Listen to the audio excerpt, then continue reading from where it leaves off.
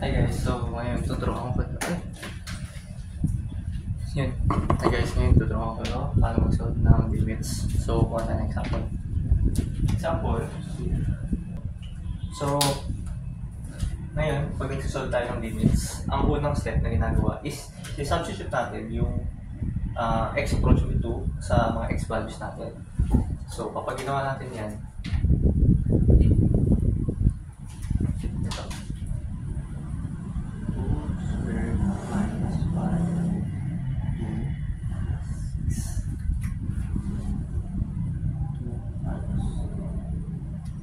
Ang mag-isa 2 squared, 4 minus 5 times 2, 10 minus 4, 6, equal 0 over 0, which is indeterminate.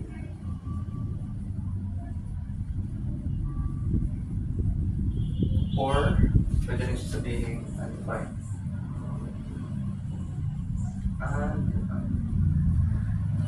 So yan. Di porket nag-0 over 0 siya. Or, kasama rin pala siya indeterminate ang infinity over. So, di porket indeterminate siya, wala na siyang limit. So, paano gagawin natin solution dyan? Unang ginagawa, pwede ka mag-factor out. Ito, pwede ka mag-factor out.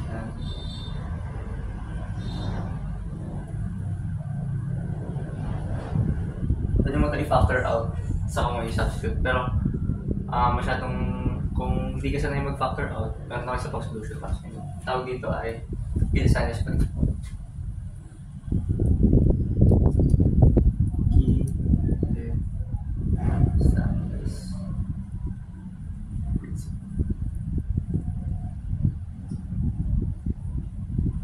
So, paano ba ginagawa ang Gilsani's principle? Sabi ni Gilsania, yung x approaching to 2, dapat kukuha ka ng value na mas close sa 2. What if kukunin ko x na approaching to 2 is 1.6. Edi malapit, siya yung pinaka-close sa number 2. Pwede rin na ganito, 2.123. Ayan. Siyempre, di porket may positive side, dapat i-check mo rin siya sa negative side. Positive side. So, dapat meron ka rin negative side na R.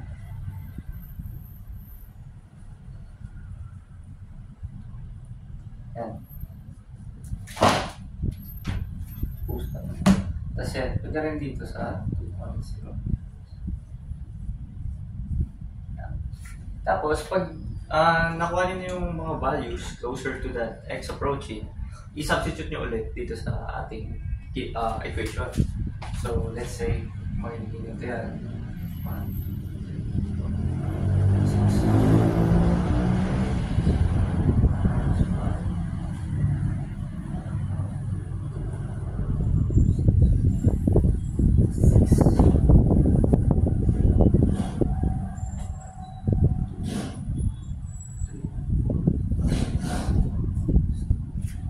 Check nyo kung anong gagawin natin.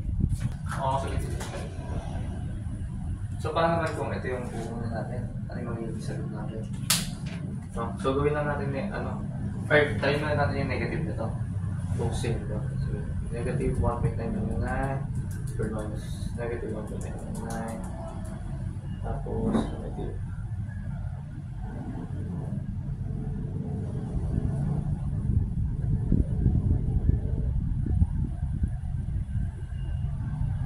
negative code is 4.9.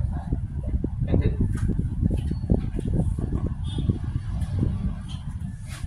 sa ito. Malayo pa yan. So, kapag yung 2.000, dapat same answer. Negative 0.9. Dito sa next. Jadi, negative 1 na rin siya. Diba? See? May answer ka na. Pero most of the time, yun nga, madalas ginagamit sa Gilsani's principle. Madali nga naman kasi magkahanap ka lang ng close value to 2. Pero, may mga problems na kapag ang zero mo umonte o yung decimal mo umonte or dumami, magkaiba na yung lumalabas sa sagot. Which is true. Okay. Pero ito, may isa pa akong turo. Ang tawag sa method na to is LeHospital.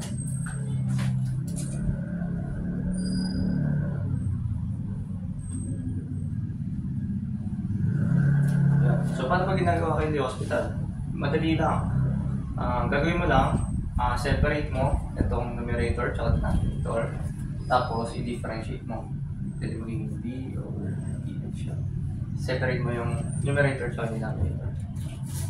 So, ano ba ang derivative ng x squared? 2x. Derivative ng 5, 5x, 5. Tapos 6 is constant, so 0 na siya, hindi na nalagay. So, x, ang derivative ng x or x, y, or z, basta any value, lagi siyang 1 ang derivative. So, 1 minus 2. So, kapag ganyan, di ba nga, may limit approaching x, 2 tayo. I-substitute mo lang yung 2 sa dinerive mo equation. So, tignan natin yung matalabas.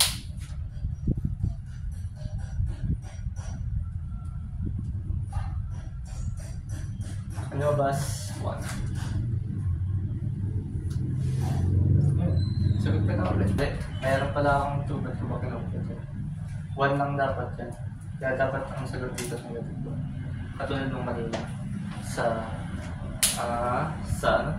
Ginzales principle. Yung solve pa tayo ng isang problem. Para makita natin yung iba. Ayan. So, ngayon sa problem na to, magpasok tayo ng trigonometric function which is yung cosine x. So, paano pa ginagawa dyan? Like I said kanina, i-input mo muna yung value na approaching yan sa equation. So, kapag ginawa natin yan, tingnan natin kung determinant ba siya. Determinant siya. Basta pag yung patero, alam mo na kagad yan.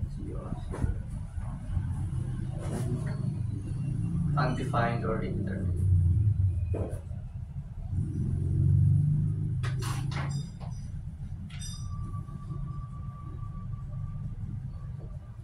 So, yan. Paano ba, ano ulit yung ano ko, pwede ka mag-LeHospital tsaka mag-Ginzales principle. Pero try natin both para makita nyo yung difference. Tapos kayo bahala. Pero kung para sa akin, ang gusto kong gamitin nyo is yung LeHospital kasi nga foolproof siya. Tsaka kahit magkamali ka sa paglagay ng approaches to, pare-parehas pa rin yung lalabas. Ano? Try natin ng Ginzales.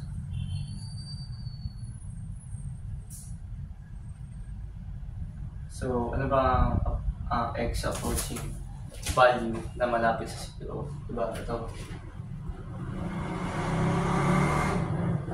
Tapos, isa pa. Siyempre sa negative side naman. Yung kanina kaya hindi ako naglagay ng negative side. Ay, kaya binura ko yung negatives. Kasi malayo naman siya talaga. Close lang talaga dun sa value kanina is yung 1.9 tsaka yung under 2. Basta yung 2.0001 sa 1.9. Yun na naman malapit. Ba't ka pa maglalagay ng negative side? Yun yung explanation doon. So ito naman, kaya ako naglagay ng negative side. Kasi syempre nasa 0 ka. Yung malapit niya is yung nasa negative tsaka nasa positive. So kapag, ano ka dyan? 1, 2. Tapos, substitute mo ito sa equation. Tingnan natin kami lalabas. 1 minus 2 sa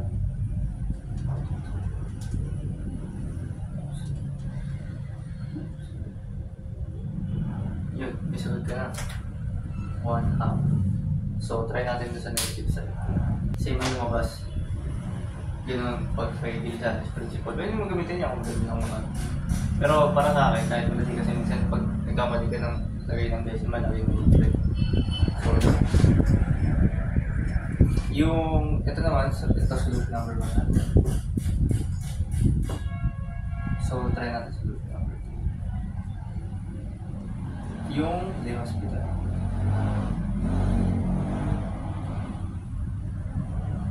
So, yung telehospital nga, diderive mo lang yung equation separately. So, ano bang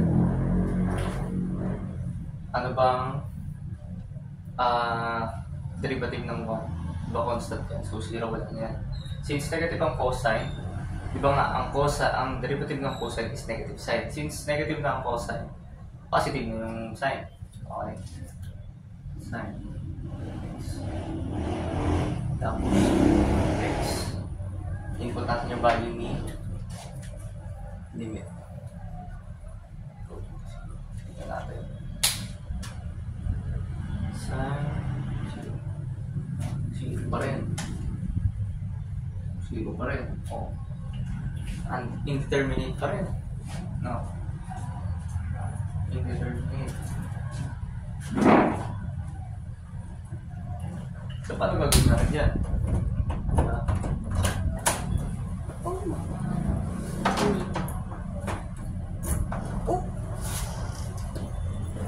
Halika.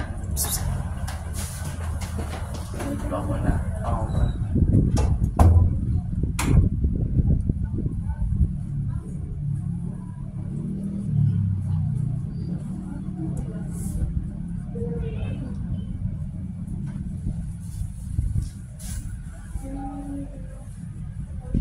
Derive Mo Euler to second derivative. Young equation Na Nasolve Mo.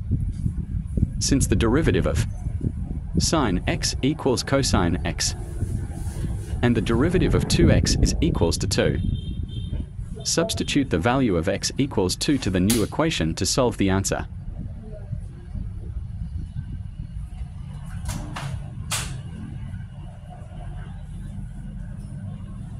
In conclusion, I solved the same answer with the use of both methods. It's up to you which method you're going to use.